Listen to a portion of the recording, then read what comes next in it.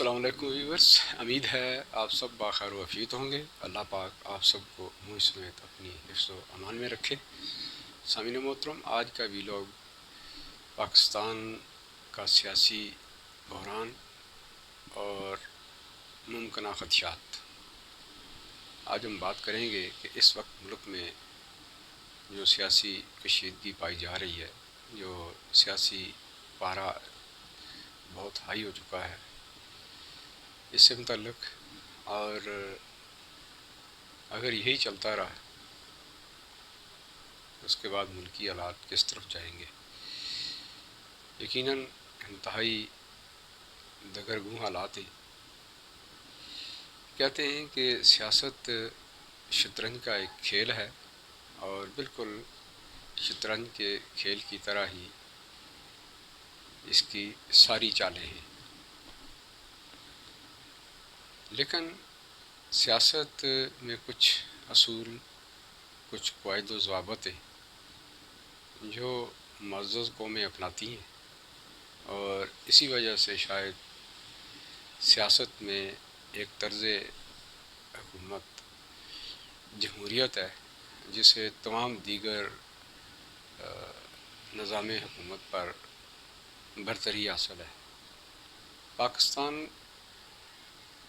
کا جب وجود قائم ہوا تو ڈے ون سے ہی اس کا نام اسلامی جمہوریہ پاکستان رکھا گیا۔ گویا جمہوریت کو پاکستان کے ساتھ لازم و ملزوم قرار دے دیا گیا۔ لیکن آپ دیکھیے پاکستان کی 74 سالہ تاریخ، تو اس میں آپ کو 33 ایئرز مارشل لائی دور بھی ملتے ہیں۔ یہاں اگر ہم صرف اسی کو لے لیں تو ہمارے سامنے ساری صورتحال واضح ہو جاتی ہے۔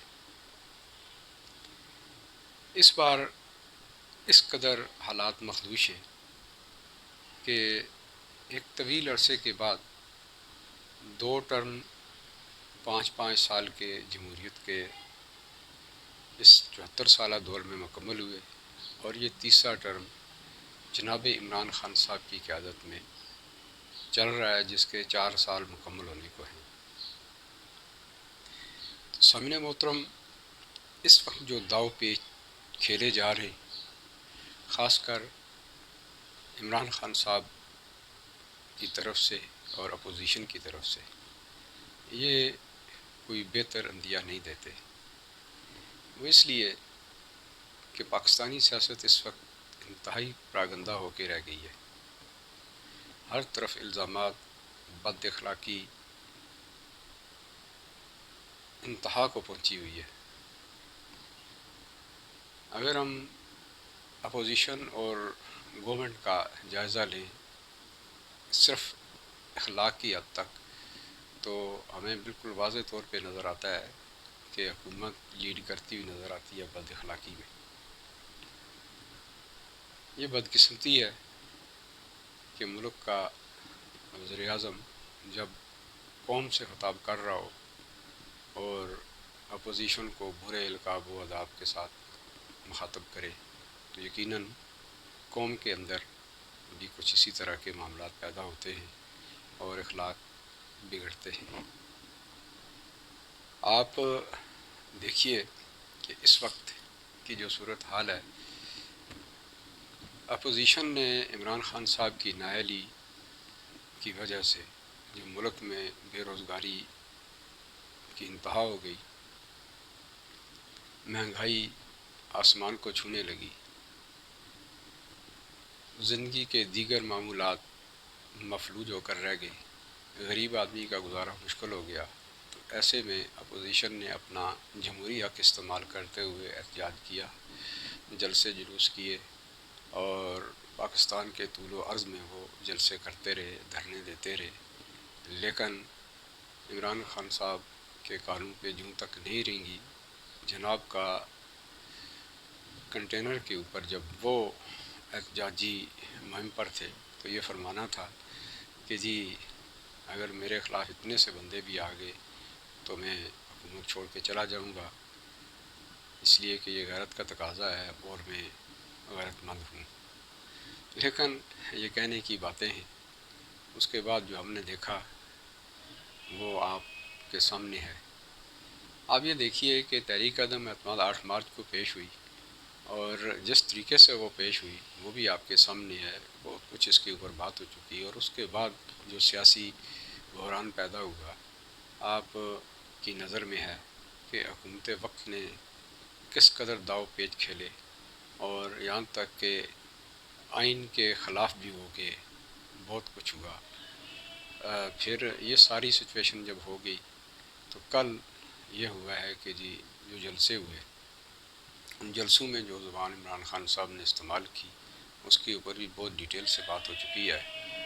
پھر آپ یہ دیکھتے ہیں کہ آج ایک نئی پیش رفت ہوئی ہے کہ جسے عمران خان صاحب پنجاب کا ڈاکو قرار دے رہے تھے، سیاسی جوڑ توڑ کی خاطر اپنے ووٹ پورے کرنے کے لیے اور تحریک عدم اعتماد سے بچنے کے لیے انہوں نے اسی سیاسی جوڑ توڑ کو سامنے رکھتے ہوئے پنجاب کے اسی ڈاکو کو اپنے انتہائی اہم وزیر اعلیٰ کو، جسے وہ وسیم اکرم پلس کہتے ہیں، کی جگہ سی ایم شپ کے لیے نامزد کر دیا۔ اگرچہ وہ ان کے اتحادی ہیں، لیکن خبریں یہ آ رہی تھیں کہ وہ اپوزیشن کے ساتھ مل گئے ہیں، اور اس کا توڑ عمران خان صاحب نے سی ایم شپ قربان کر کے اور لالچ دے کر انہیں اپنی طرف کر لیا۔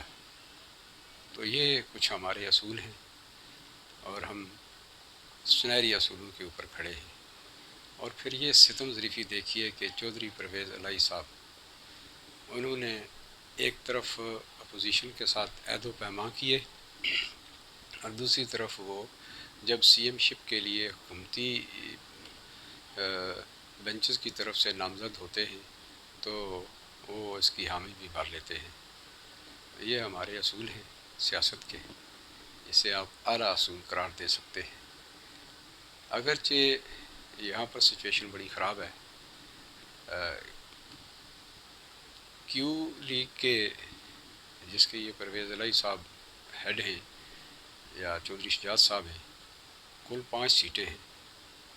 ان میں کچھ عہد و پیمان طارق چیمہ کی صورت میں اپوزیشن کے ساتھ بھی ہو چکے ہیں کہ ہم عدم اعتماد کے دن آپ کو ووٹ دیں گے، تو وہاں بھی ایک کشمکش پیدا ہو گئی ہے۔ اب تک کی اطلاعات کے مطابق یہی لگتا ہے کہ 3 ممبران کم از کم طارق چیمہ کے ساتھ ہوں گے۔ تو آپ خود سوچئے کہ 5 میں سے 3 اگر طارق چیمہ صاحب کے ساتھ ہوتے ہیں تو پرویز الہی صاحب کا کردار کیا رہ جاتا ہے، ان کی حیثیت کیا رہ جاتی ہے۔ ایون دیٹ کہ مونس الہی ان کے فرزند ہیں، وہ بھی کہتے ہیں کہ میں ووٹ نہیں دوں گا۔ یعنی یہ سچویشن اس وقت پنجاب کی بنی ہوئی ہے۔ خیر یہ تو پنجاب کی حد تک تھی، اور اگر ہم جائزہ لیں اس وقت نمبر گیم کا، تو نمبر گیم اگر پی ایم ایل این کیو پوری کی پوری بھی اس طرف چلی جاتی ہے، طارق چیمہ تو اعلان کر چکے ہیں، تو اس کے بعد جو عمران خان صاحب کی پارٹی کے لوگ ہیں جو منحرفین کے نام سے جانے جاتے ہیں، وہ لوگ 12 ڈکلیئرڈ ہیں، وہ آن ایئر آ چکے ہیں، اور 4 لوگ مزید بھی ہیں، تو یہ نمبر 178 بن جاتے ہیں۔ 172 کی انہیں ضرورت ہے، تو بغیر کسی ہیلو حجت کے، بغیر ایم کیو ایم کے، یہ آرام کے ساتھ 178 ووٹ ان کے پاس موجود ہیں، اور یہ تحریک عدم اعتماد میں کامیاب ہو سکتے ہیں۔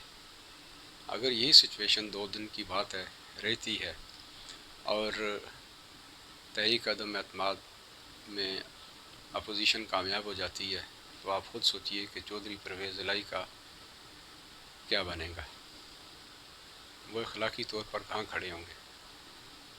پھر عمران خان صاحب، وہ اخلاقی طور پر کہاں کھڑے ہوں گے، جو ایاک نعبد و ایاک نستعین سے اپنی تقریر شروع کرتے ہیں، اور امر بالمعروف و نہی عن المنکر کا درس دیتے ہیں، آپ خود سوچئے کہ ان کی اخلاقی حیثیت کیا ہوگی، یا سیاسی طور پر وہ کہاں کھڑے ہوں گے۔ یہ ایک بہت بڑا سوالیہ نشان ہے۔ تو سامعین محترم، یہ کچھ سیاسی صورتحال ہے۔ اصل میں یہ سب اقتدار کی جنگ ہے۔ اس اقتدار کی جنگ نے پاکستانی نظام کو تباہ و برباد کر کے رکھ دیا ہے۔ یہاں کوئی اصول، کوئی ضابطہ، کچھ بھی باقی نہیں رہا۔ خاص کر عمران خان صاحب کو اس موجودہ سیاسی بحران نے اس قدر ایکسپوز کیا ہے کہ ان کی بہت ساری پوشیدہ جو برائیاں تھیں وہ بھی کھل کر سامنے آ گئی ہیں۔ ٹھیک ہے کہ ایک جمہوری پروسیس تھا، تحریک عدم اعتماد، اور انہیں خندہ پیشانی سے اسے تسلیم کرنا چاہیے تھا۔ اگر وہ ہار جاتے تو، اگر جیت جاتے تو بھی ان کے لیے اور بھی باوقار طریقے سے حکومت کرنے کا ایک جواز پیدا ہو جاتا ہے، مگر وہاں تک اب نوبت نہیں آئی۔ سچویشن اس قدر خراب ہے کہ تمام بد اخلاقی کے ریکارڈ اس موجودہ سیاسی نظام نے توڑ کے رکھ دیے ہیں۔ اگر ہم جائزہ لیں اس وقت اپوزیشن کا اور گورنمنٹ کا، تو جیسا کہ میں پہلے کہہ چکا ہوں، ان کے جلسوں کا اگر ہم ایک تقابلی جائزہ کریں اخلاقی پوائنٹ آف ویو سے، تو یقیناً یہاں بھی حکومت کو شکستی ہوتی نظر آتی ہے۔ یہ اور بات ہے کہ تحریک عدم اعتماد میں بھی ان کو اس بار یقینی شکست نظر آ رہی ہے۔ یہ کچھ اس طرح سچویشن بن رہی ہے۔ آپ یہ دیکھیے کہ اگر اپوزیشن کامیاب نہیں ہوتی، عمران خان صاحب کوئی داؤ پیچ کھیل جاتے ہیں، تو پھر اس کے بعد کی سچویشن کیا ہوگی؟ یہ ایک سوچنے کی بات ہے۔ اس بار جو اپوزیشن نے رویہ اختیار کیا ہوا ہے یا جو اسٹریٹجی بنائی ہوئی ہے وہ دور پا ہے، یعنی لانگ لاسٹنگ ہے۔ انہوں نے سارے آپشنز کو سامنے رکھا ہوا ہے۔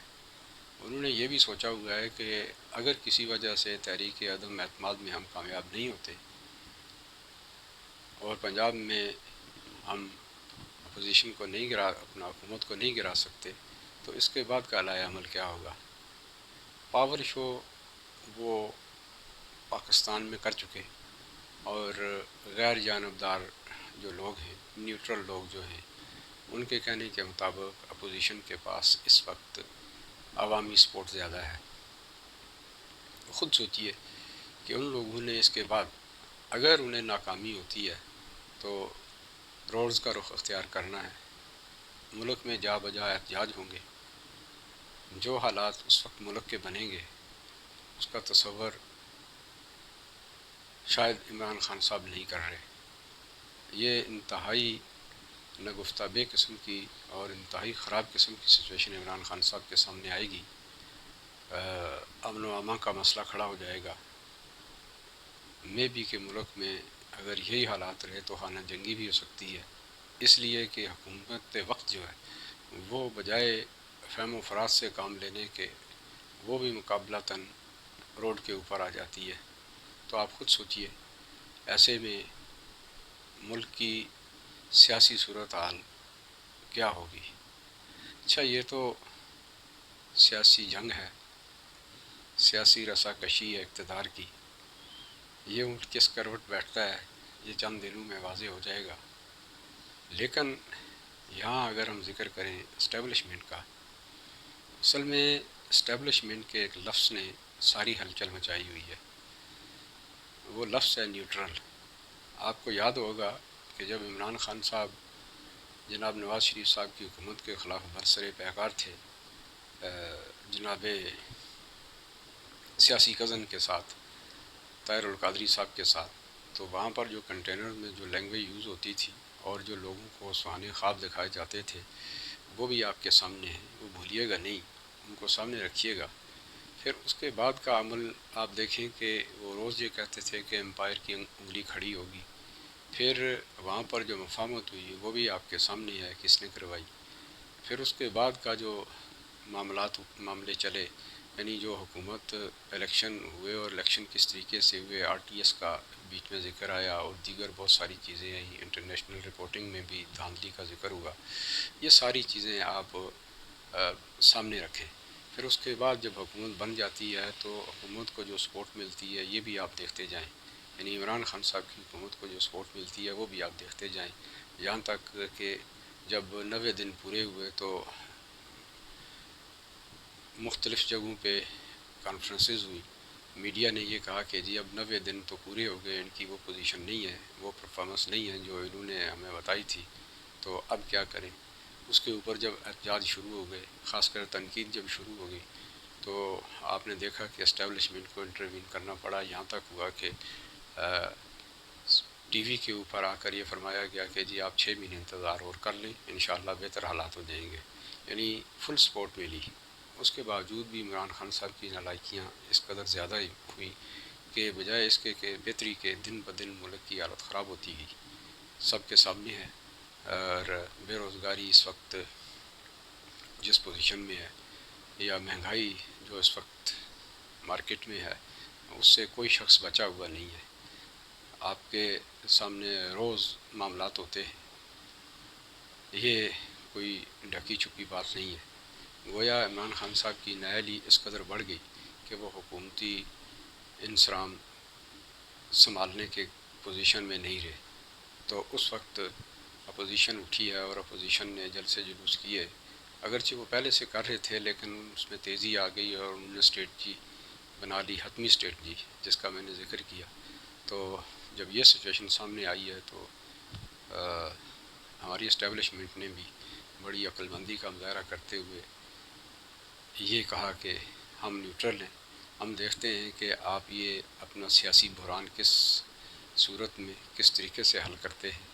تو گویا انہوں نے ایک آپشن کھلا چھوڑ دیا، انہیں آزاد کر دیا کہ دیکھتے ہیں کہ آپ کتنے فہم و فراست والے ہیں اور کس حد تک اس بحران سے نکلتے ہیں، کون لیڈ کرتا ہے، اور جو لیڈ کرے گا وہی اصل میں اس ملک کا لیڈر ہوگا۔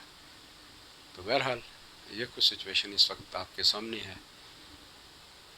دیکھتے ہیں کہ یہ اسٹیبلشمنٹ کب تک نیوٹرل رہتی ہے۔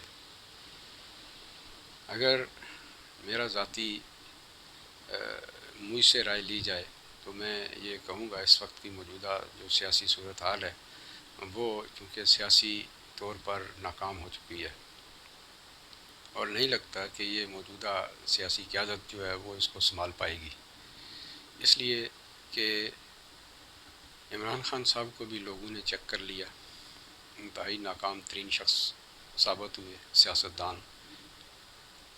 اس کے بعد آپ دیکھیں باقیوں کو، تو باقیوں کی سچویشن بھی بہت خراب ہے، یہی امید اگر باقی نظر آتی ہے تو ایک ہی نام ہے، وہ ہے مریم نواز۔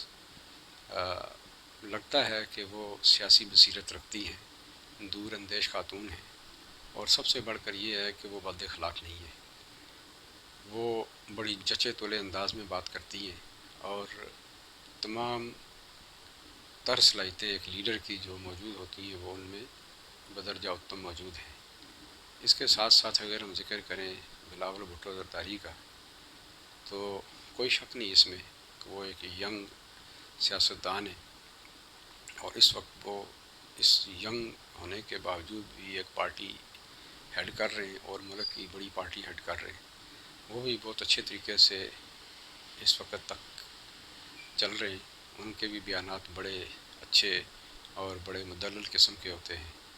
یہ اور بات ہے کہ سیاسی طور پر کچھ لوگ انہیں پسند نہیں کرتے، لیکن اگر باریکی سے دیکھا جائے تو یہ دونوں ینگ لوگ جو ہیں کم از کم عمران خان صاحب سے لاکھ درجے بہتر لیڈر ہیں، ان کو موقع دیا جانا چاہیے، اور اسٹیبلشمنٹ کو نیوٹرل ہی رہنا چاہیے۔